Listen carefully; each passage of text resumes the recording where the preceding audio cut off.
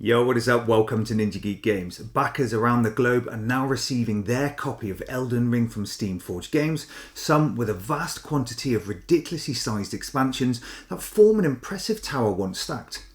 I just have the base game. For those that don't know, Elden Ring is a dark gothic fantasy video game where you take on the role of a tarnished in the lands between. Now, I know little of its lore, so I'm not going to lecture you about it, but Steamforged Games have done what they do best, taken a popular IP and turned it into a tabletop version with a ton of minis.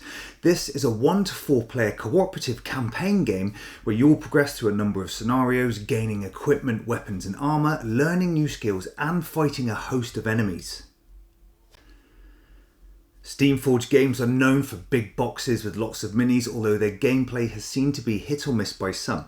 I quite like the original Dark Souls, but not the campaign, and the rules needed tweaking to reduce the grind.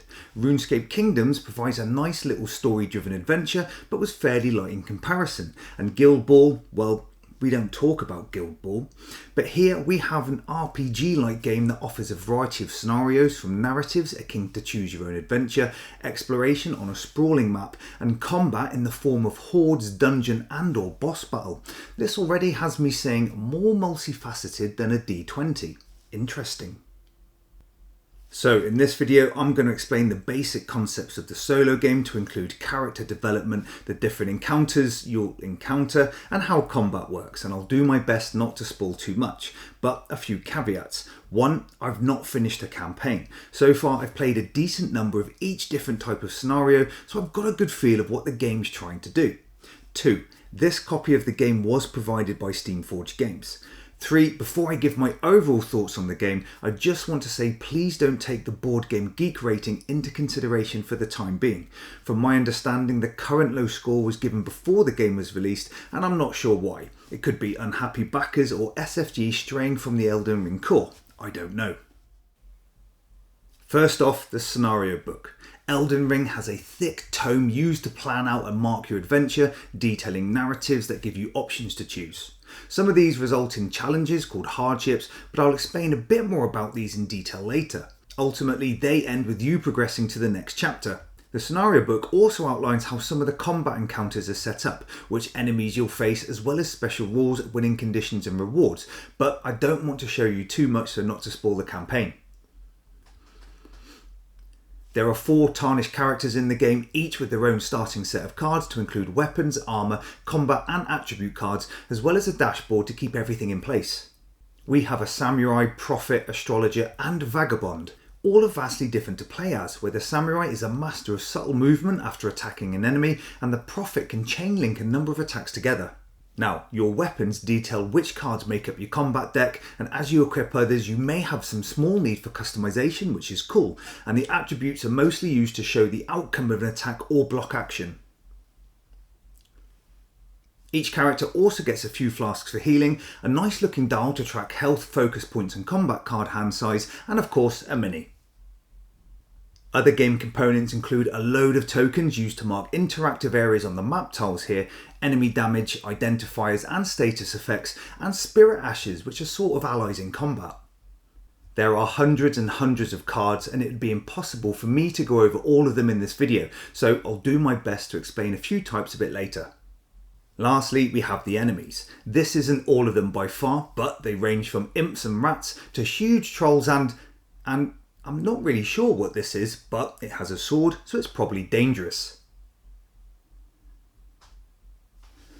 Component quality isn't too bad, not the best from Steamforged Games, but pretty good. Some of the token backs are quite difficult to make out and look similar to one another, especially on the reverse side where some are greyed out. The map tiles are quite nice, and as we'll see in a bit, once laid out they look like an ancient map of sorts, which I can only assume is the actual map screen from the console game. As for the minis, they range from big chunky units to small characters, where the latter ones, some of their weapons were a bit flaccid, and no amount of one-on-one combat will change that. The rulebook is pretty good. It looks hideously large at 60 pages, but is laid out very well. It first goes over the tarnished cards and how they interact, which I thought was great, so by the time you get to setup, you know what you're looking at. The next section is split into the types of scenarios you'll come across, and then the last section details combat, and this for me led to very little ambiguity. I was pleasantly surprised by how much of an easy read it was, so I think Steamforged Games have done some good work here. The game provides more than adequate storage solutions, and the cards are separated into the box in various decks. There's a vault that contains cards to buff up other decks, an armoury of weapons and combat cards, as well as events and quests to name a few, and you'll be drawing from these at regular intervals. The narrative scenarios are simple enough. Read a paragraph and make a choice that leads to one of many other paragraphs. It's not the most engaging or profound story, but it's pleasant enough. As for the other scenarios, these provide chapter cards, so as the game progresses, you can somewhat choose the order of play, although some have prerequisites. During the exploration encounters, you'll travel the land revealing tiles and interacting with tokens in an attempt to complete specific quests.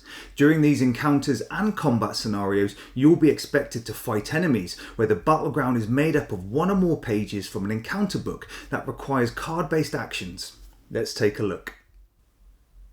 During exploration scenarios, you'll be tasked with completing a number of Guidance of Grace quests, where you'll need to reveal tiles and travel the lands. Each tile reveals tokens you can interact with, whether they're material for crafting, merchants, special objectives, or enemies.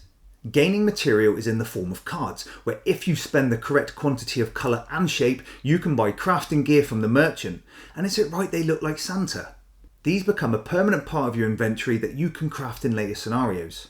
After each turn, you need to draw and resolve weather cards. These act as a timer for the game, but may request a resolution of an event, and throughout the game, specific cards may be added to the event deck based on the choices that will become apparent later. Some tiles force you to carry out a hardship test. This could be an immediate effect or a test that you need to carry out by drawing and resolving attribute cards from your play area. This will differ depending if you're drawing from the day or night weather deck. I'll go over combat next, but if you interact with an enemy token, the scenario book indicates which battleground you'll need to visit in the encounter books. Combat is either carried out on a single page in an encounter book or from a number of pages pushed together for a battleground of epic proportions. Combat is quite intuitive, as your Tarnished keeps to their side of the map and the enemies keep to theirs. Firstly, for standard enemies, each come with a card used as both initiative and combat action. Also, each enemy type may have a number of these cards, all marked with a letter so you know which card belongs to which enemy, and this means the same type of unit may have slightly different combat mechanics than its counterpart. These are randomly shuffled along with your initiative cards and revealed to determine the turn order. Now, on your Tarnished turn, they have 3 actions. They can move, draw combat cards, use their flask, and even summon spirit ashes for support. Moving laterally only allows you to either possibly avoid attacks from enemies that activate after you, or keep you within line of sight to attack a specific monster. But moving backwards and forwards can give certain advantages in the right circumstance. For instance, being in the reposition row lets you move your initiative card around, altering the turn order. Sneaky. But being in the critical or stand fast rows allow you to draw extra attribute cards when resolving an attack or defense combat card, making it more likely you'll get a better outcome. To attack, you play an attack combat card which shows an area of effect and possible damage dealt. But to deal damage, you must then draw one or more attribute cards, choose one, and then calculate the number of hits based on the symbol shown. Some cards cost your Tarnished focus points, so you need to find ways to restore these, like consuming flasks or discarding cards from hand. Defending is similar, where you must play specific defense cards to use the attribute cards. However, when attacking and defending, you can instead discard a card and then draw an attribute to deal hits based on the number of icons on the revealed card, or discard and prevent damage equal to the shield symbol in the corner, so you always have options if you feel you have a dud hand. Enemies always follow the actions on their initiative cards, so you can predict what they're going to do, but sometimes they hit hard if you're unprepared. Both you and enemies can be subject to status effects like Stagger, which reduces the hand size for you and ends the enemy's turn. Bleed and Poison cause damage and the loss of health, but Poison tends to linger. Also, attacks from both sides can push minis around and put them out of position. Bosses are a little different. First up, they are very intimidating due to their sheer size, and they come with a deck of behaviour cards. Each round, a number of these are shuffled into the initiative deck, so although you may learn all their tricks, it's difficult to predict the order of which they'll be revealed each round. They generally hit harder, may have armour to protect them, and have larger areas of attack. They also have a greater hit point value and require more stagger tokens to be applied for the effect to take place, and this normally just removes a card from the initiative, but it does feel representative of a video game.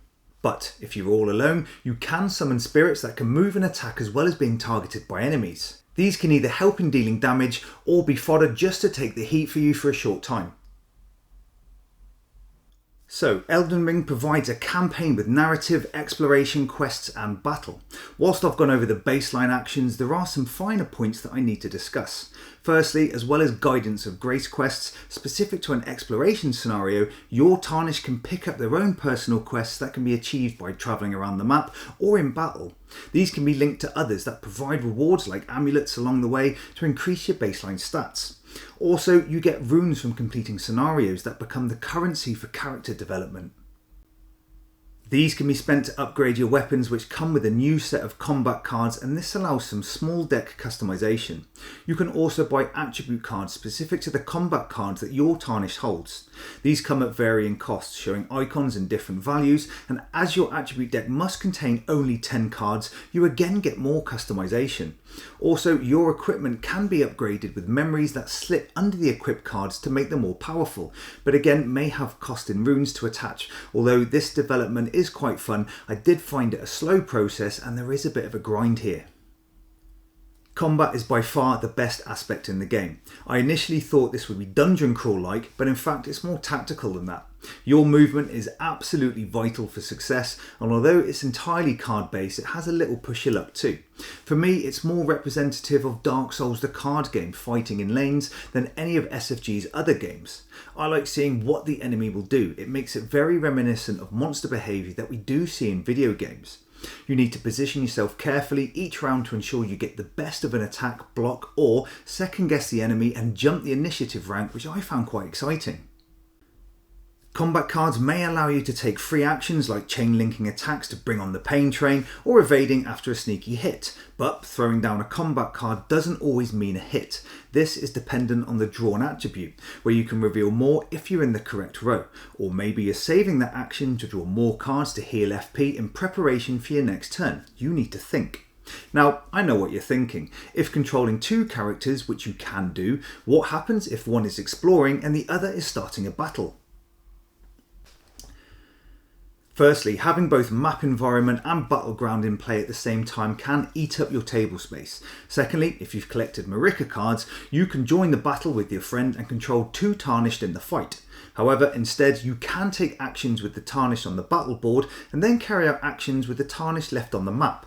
Now, this is much better suited for multiplayer games, and this somewhat eliminates downtime. It's not the best approach, but it does work. However, for true solo play, the game scales very well for controlling just one Tarnished, and for me that was enough. For combat, as seen, you can fight on one small battleground map from the encounter book or push a few together for a larger area. In fact, in multiplayer, you can each be in combat at the same time in your own self-contained encounter. However, I did find the artwork on the battle maps pretty uninspiring. They seem to be varying shades of brown and beige, which I was quite surprised about. Considering the tiles provided in the original Dark Souls games, this was disappointing. Although buffing up the event deck from cards taken from the vault isn't particularly novel for these types of games, I do like remembering why this event has taken place later. The map tile deck also develops over the course of the game, where certain scenarios add and remove those specific to your quest. However, I did find crafting gear really difficult. Sometimes I'd go through a complete exploration scenario wanting just one specific material card that was impossible to find, so this became a bit of a chore and for me quite frustrating. Overall, I'm really enjoying Elden Ring. I like the combat mechanics most, but do feel the exploration was a little bit basic and I was expecting more. I think the current BGG rating of 4.8 is wholly unfair, but I can't really comment on how the fans of the IP will take to the tabletop version. But those looking for a game with fun combat and light exploration may really enjoy this. It's not groundbreaking, and after completion I'm not sure I'd do it again, but it's still on the table and I'm looking forward to finish it. I am worried it's going to get repetitive, but so far the array of enemy cards and additional combat rules for the scenario have supported variation. I hope this video clearly explained gameplay, and if you enjoyed it, please give it a like and subscribe to the channel. This is Ninja Geek Games. Cheers.